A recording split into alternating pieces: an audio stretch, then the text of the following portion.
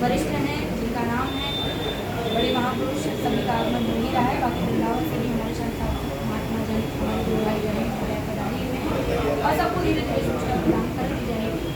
अभी दुल्हन की भांति रायपुर में सज जाएगी बर्थडे पोस्टर पम्पलेट के साथ में, तो सभी लोग दर्शन करेंगे और आप वहाँ पर आएँ और देखें, उनका दर्शन करें, ज़्यादा अच्छा है।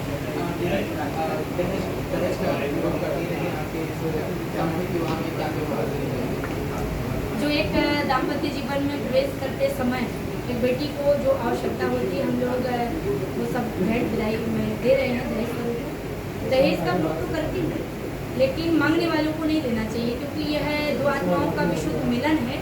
इसको व्यापार मत बनाइए। मैं तो यहाँ तक की भी कहती हूँ कि वो बेटियाँ कुंवारी रहना मंजूर करें, लेकिन दहेज रूपी रावण के गले लगना कतई मंजूर ना करें। आज हमने देखा हमारे यहाँ पर 1000 बेटे होते हैं और 800 बेटियाँ होती हैं। आखिर क्यों?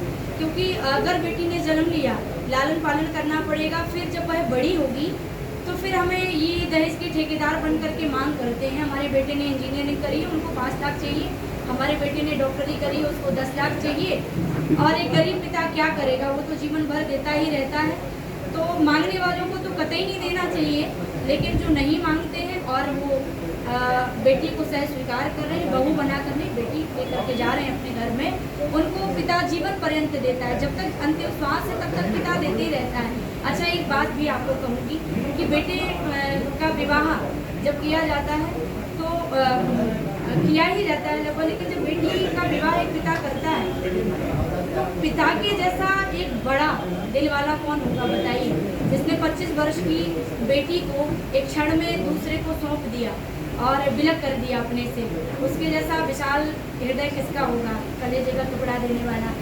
जब विवाह हुआ माता जानकी का तो राजा दशरथ ने प्रणाम किया जनक जी को। जनक जी को जब प्रणाम किया तो दशरथ जी से कहा, जनक जी ने, आप मुझे प्रणाम मत करिए, आप लड़के वाले हैं, वर पक्ष से हैं, आप बड़े हैं। तो दशरथ जी ने कहा, नहीं नहीं, आप मुझसे बड़े हैं, मैं आपको प्रणाम करता हूँ, क्योंकि आप बेटी को दे रहे हैं और जो मांगता है उसका हाथ नीचे होता है, देने वाले का हाथ ऊपर होता है। इसलिए आप बाकी में बड़े हैं और मैं आपको प्रणाम करता हूँ, क्योंकि आप अपनी बेटी को दे रहे हैं, हम तो लेने के लिए आए हैं।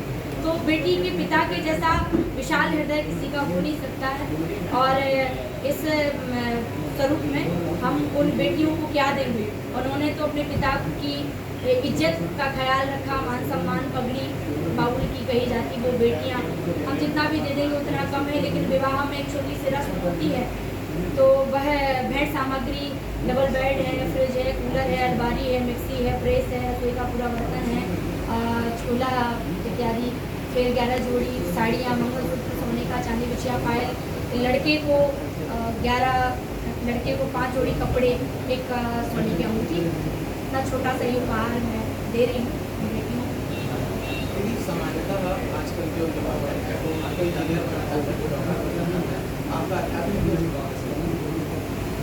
मैं बचपन से ही वाले साल भी हूँ और परिवार में हमारे ये माहौल धर्म का ही रहा है।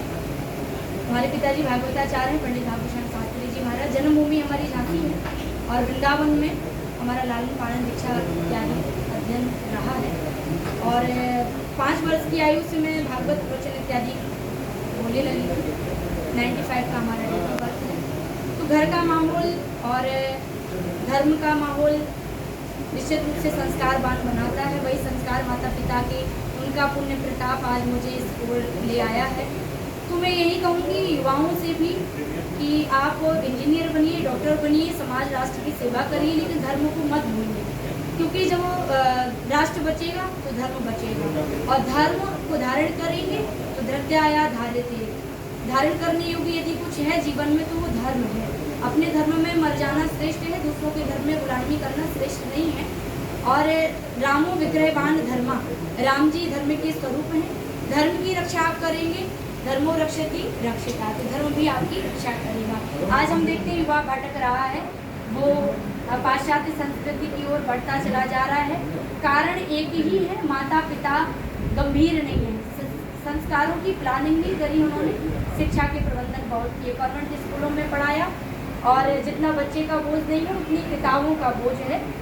तो माता पिता को जागरूक होना चाहिए, क्योंकि बच्चे वो नहीं करते जो माता पिता कहते हैं, बच्चे वो करते हैं जो माता पिता को करते देखते हैं। जिस घर में सास 1 घंटे मंदिर में बैठती हूँ, आज नहीं, कल नहीं, 1 माह नहीं, 1 साल बाद उस घर की बहू भी मंदिर में बैठना प्रारंभ कर देती है।